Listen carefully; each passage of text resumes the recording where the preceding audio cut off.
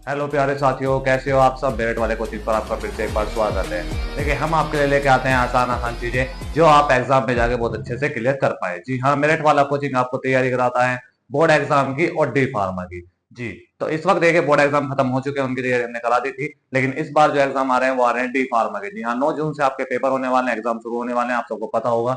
और अगर आपको नहीं पता तो आप अपनी बीटी यूपी पे ऑफिशियल वेबसाइट पे जाइए और अपनी डेट शीट देख लीजिए। मैंने डेट शीट भी डाल रखी है और मैं डेट शीट दोबारा डाल दूंगा, जिससे कि आप लोगों को अच्छी तरीके देख पाए। आपका पहला एग्जाम जो होने वाला है वो होने वाला है बेटा फार्मास्यूटिक्स का। चैप्टर नंबर 1 के मैं आज कुछ इंपॉर्टेंट क्वेश्चन लेकर आया हूँ, एमसीक्यूज भी होंगे। ठीक है, सब कुछ मैं आपको आज बताने वाला हूँ, फुल चैप्टर के बारे में जितने भी इंपॉर्टेंट क्वेश्चन है, और विद आंसर, क्वेश्चन क्वेश्चन नहीं, विद आंसर मैं आपको पूरा एक्सप्लेन करने वाला हूँ। बस आप लोग क्या करना है, आप लोगों को मेरे साथ पूरा बने रहना है, वीडियो को लास्ट तक देखना है। और जो चैनल पे नए हैं वो चैनल को सब्सक्राइब कर लीजिए, क्योंकि अब हम आपकी रोज क्लास लेने वाले हैं। रोज आपके लिए चैप्टर वाइज टॉपिक लेकर आएंगे, चैप्टर वाइज क्वेश्चन लेकर आएंगे with answer, with MCQs question. ठीक है, मैं आपको उसमें से एमसीक्यू क्वेश्चन भी दूंगा, आपकी तैयारी अच्छे से कराएंगे, जिससे कि आप एग्जाम बहुत अच्छे से देख जाएं और अच्छी चीज से समझ पाए। ठीक है, तो ज्यादा देर ना करते हुए वीडियो को शुरुआत करते हैं। बस चैनल पर ऐसे ही बने रहिए, वीडियो को लाइक कीजिए और कमेंट में जरूर बताइएगा आप कैसे तैयारी कर रहे हैं, आपको कोई डाउट आ रहा है तो आप मुझे कमेंट में जरूर बताइए। आइए शुरुआत करते हैं। देखिए, D pharma chapter number 1 pharmaceutics, मैंने हिंदी में वीडियो डाल रहा हूं, मैं पहले हिंदी के है, अगर आप लोग इंग्लिश में भी तैयारी कर रहे हैं तो आप मुझे बता सकते हैं, मैं आपके लिए इंग्लिश में भी डाल दूंगा। पहला क्वेश्चन आता है आपका बेटा, फार्मास्यूटिक्स क्या है और इसकी शाखाएं बताइए। देखिए, फार्मास्यूटिक्स है, क्योंकि फार्मास्यूटिक्स आपका सब्जेक्ट है, तो ऐसे क्वेश्चन बहुत ज्यादा एग्जाम में आते हैं, बहुत ज्यादा क्वेश्चन बनते हैं, तो आपको इसके बारे में पता होना चाहिए। तो फार्मास्यूटिक्स क्या है? फार्मास्यूटिक्स वह विज्ञान है जो दवाओं की तैयारी, निर्माण और वितरण से संबंधित होता है। देखिए बेटा, इस सब्जेक्ट को बनाने के लिए महत्वपूर्ण क्या है, ये सब्जेक्ट बना क्यों था, इस सब्जेक्ट में आप पढ़ेंगे क्या, इस सब्जेक्ट में आप पढ़ेंगे जो दवाइयां बनती हैं, जो उनके निर्माण होता है, उनका वितरण होता है, उनसे संबंधित जितनी भी चीजें होती है वो सारी आप इसमें पढ़ने वाले हैं। तो आप इसमें लिख सकते हैं कि फार्मास्यूटिक्स विज्ञान की वह शाखा है जो दवाओं की तैयारी, निर्माण और वितरण से संबंधित होता है। अब इसकी कई सारी शाखाएं हैं, 5 इंपोर्टेंट शाखाएं मैंने इसमें लिखी हुई है, 3-4। ठीक है, तो आप इसमें जाकर देख सकते हैं। पहली है फार्मास्यूटिकल केमिस्ट्री, पहली है फार्मास्यूटिकल केमिस्ट्री, दूसरी है फार्माकोलॉजी, तीसरी है फार्माकोनोसी, चौथी है बायो फार्मास्यूटिक्स और पांचवी है फार्मास्यूटिक्स टेक्नोलॉजी। ठीक है, ये इसकी प्रमुख शाखाएं, क्योंकि आपसे वो शाखाएं पूछ रहा है तो आप इसकी 5 शाखाएं बता सकते हैं, pharmaceutical chemistry, pharmacology, pharmacognosy, biopharmaceutics और फार्मास्यूटिकल टेक्नोलॉजी। ठीक है, इन सारे क्वेश्चनों में ये इंपॉर्टेंट होते हैं, क्योंकि आप क्या पढ़ रहे हो उनकी शाखाएं कहते हैं, कितने टाइप्स में बटी हुई है, डिफाइन करना है आपको, तो ये डिफाइन आप कर सकते हैं। दूसरा क्वेश्चन क्या आता है, डोज फॉर्म्स क्या होते हैं, इनके प्रकार लिखे। जो डोज आप देते हो, आपने देखा होगा डॉक्टर जो दवाइयां लिखते हैं उसे डोज बोलते हैं, तो डोज वो फॉर्म क्या होती है और इसकी क्या शाखाएं, इसकी भी शाखाएं बतानी पड़ती हैं। तो आज ये डोज फॉर्म वह रूप है जिसमें दवाएं दी जाती हैं। ठीक है, सबसे पहली बात, बहुत ही आसान सा है, ज्यादा नहीं पढ़ना, कोई डिटेल इतना नहीं लिखना होता है इसमें। ठीक है, वो 2-1 नंबर में क्वेश्चन पूछता है तो इसकी शाखा बता दो, इसके बारे में लिख दीजिए। तो डोज फॉर्म वह रूप है जिसमें दवाई दी जाती है। अब इसके कितने प्रकार, देखिए आपने ठोस, द्रव, गैस, 3 चीजें पढ़ी होंगी। इन्हें ठोस, द्रव, गैस है, मैं आपसे एक क्वेश्चन समझाने वाला हूँ। देखिए, ठोस टैबलेट और कैप्सूल के रूप में जो दी जाती है वो आती है ठोस में, टैबलेट और कैप्सूल के रूप में। आपने क्या बताया, डोज फॉर्म वह रूप है जिसमें दवाइयां दी जाती है। अब किस रूप में दवाइयां दी जाती हैं, जिसमें दवाइयां दी जाती हैं। तो ठोस, सबसे पहला आता है ठोस, जिसमें आप टैबलेट या कैप्सूल लेते हो। दूसरा आता है तरल, यानी कि द्रव जो अवस्था होती है, द्रव अवस्था यानी लिक्विड। ठीक है, सॉलिड, लिक्विड, गैस, ये 3 चीजें होती है, सॉलिड, लिक्विड, गैस, आपने पढ़ी होंगी अब से पहले भी। ठीक है, तो यही आपका है ठोस यानी टैबलेट, गैस। तो अब जो द्रव आता है, द्रव किस में आएगा, तरल पदार्थ, तरल पदार्थ यानी जो लिक्विड फॉर्म में होगा, लिक्विड फॉर्म यानी जैसे सिरप हो गई या ड्रॉप्स हो गई, जो सिरप आते हैं, जितने भी आप दवाइयां पीने वाली दवाइयां जो होती है वो सारी किस में आएंगी, द्रव में यानी तरल में। अब आता है अर्ध ठोस, यानी कुछ ठोसे रहते हैं और कुछ जो रहते हैं तल पदार्थ है, जैसे ऑइंटमेंट या क्रीम, लोशन आप बोल सकते हो, जो क्रीम वगैरह आती है, ऑइंटमेंट जो होते हैं वो सब किस में आएंगे, अर्ध ठोस में। फिर नेक्स्ट आता है आपका गैसीय रूप। ठीक है जी, यानी कि आपका गैस। अब इसमें क्या आएगा, इनहेलर आएगा बेटा, ठीक है, और एरोसोल आएगा, इनहेलर आएगा और एरोसोल आएगा। ठीक है, तो आप इतने टाइप से पढ़ते, देखिए हार्ड कुछ भी नहीं है। अगर आप ये सोच रहे हो बहुत ज्यादा हार्ड है या डी फार्मा में बहुत ज्यादा पढ़ना, बहुत ज्यादा नहीं पढ़ना हो, कुछ क्वेश्चन उठाइए, कुछ क्वेश्चनों को देख लीजिए कि कितने इंपॉर्टेंट क्वेश्चन है, वहां क्या वो बना रहे हैं, क्या वो पूछ रहे हैं। जितना आप क्वेश्चनों को ज्यादा से ज्यादा समझेंगे, समझने में पहले विश्वास रखिए, क्योंकि लिख तो आप अपने आप देंगे, अगर आपको एक बार समझ में आ गया आप इसे अपने आप बना देंगे। ठोस टैबलेट, कैप्सूल, ठीक है जी, तरल सिरप या ड्रॉप, अर्धठोस ऑइंटमेंट या क्रीम, और गैस इनहेलर या एरोसोल। ठीक है जी, नेक्स्ट क्वेश्चन क्या आता है आपका, नेक्स्ट क्वेश्चन आता है फार्माकोपिया क्या होती है, फार्माकोपिया क्या होती है और ये कब भारत में आई थी, तो ये भी आपको बताना चाहिए।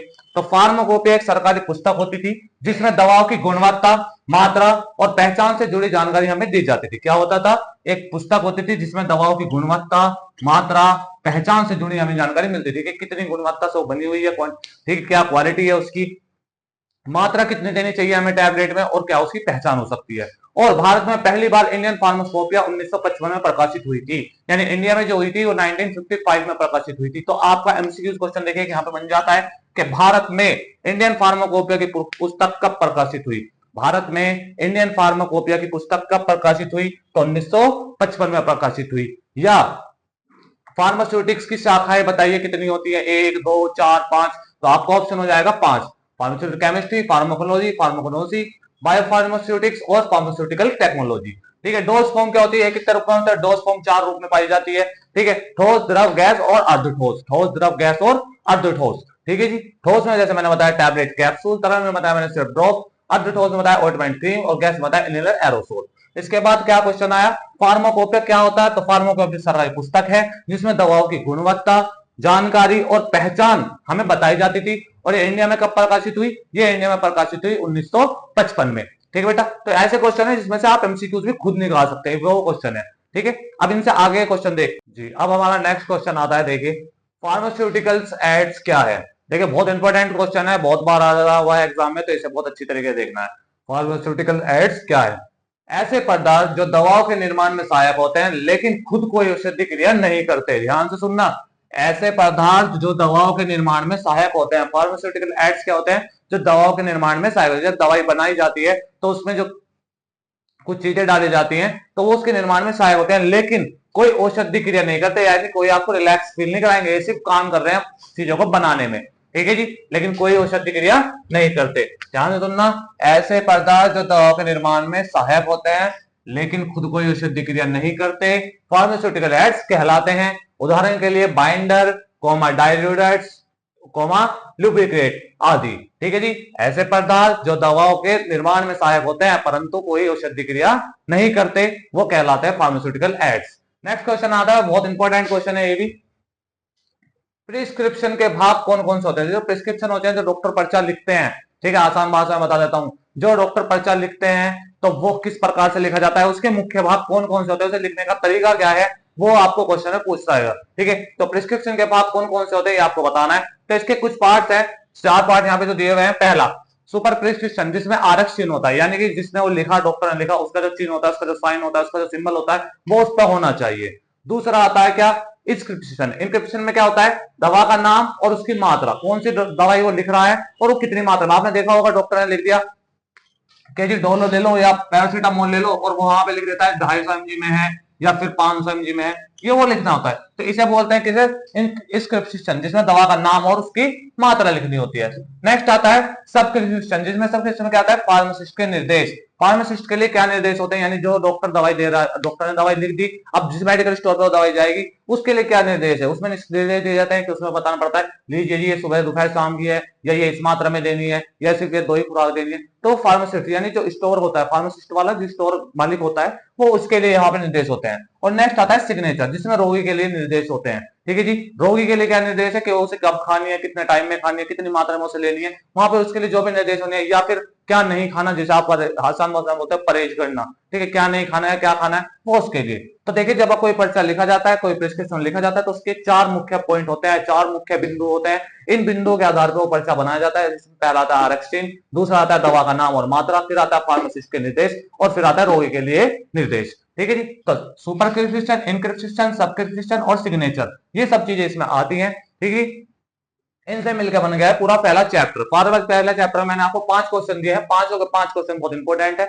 और उम्मीद यही है कि वो 5 क्वेश्चन आपको बहुत अच्छी तरह समझ में आएंगे। उनमें कोई डाउट आए, कुछ समझ में ना आए, आप मुझे कमेंट में बताइए। ठीक है, उसका भी हम देखेंगे। और लेकिन पहला चैप्टर में अब चैप्टर वाइज क्यों चल रहा हूँ, क्योंकि देखिए अभी हमारे पास टाइम है।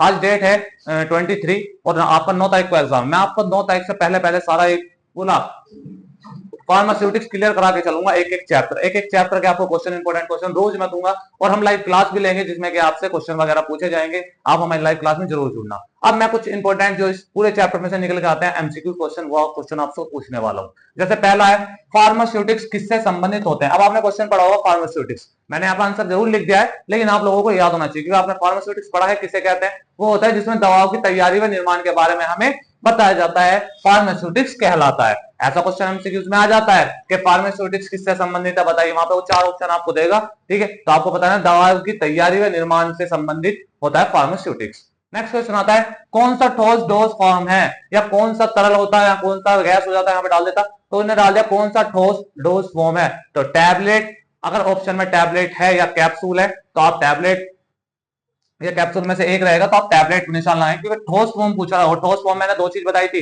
एक टैबलेट और एक कैप्सूल, ठीक है जी। ऐसे मैंने तरल में बताया था क्या, सिरप, ठीक है जी। तो इस तरीके से आपको पता होना चाहिए। नेक्स्ट आता है, आरएक्स किसे दर्शाता है। आरएक्स देखिए यहाँ पे क्वेश्चन मैंने भी दिखाया था, आरएक्स किसे दर्शाता है, तो ये दर्शाता है सुपरस्क्रिप्शन को, ठीक है जी। सुपरस्क्रिप्शन को दर्शाता है आरएक्स। यहाँ पे वो आपसे पूछ सकता था कि सिग्नेचर में क्या होता है, तो सिग्नेचर में होता है रोगी के लिए निर्देश, ठीक है। तो ऐसे क्वेश्चन वो आपसे बहुत ज्यादा पूछता है, ऐसे क्वेश्चन तैयार करें। फिर आता है फार्माकोपिया में क्या होता है। फार्माकोपिया में क्या होता है, अब आपको पता होना चाहिए। फार्माकोपिया में होता है दवाओं के निर्माण की विधि। क्या होता है, दवाओं के निर्माण की विधि।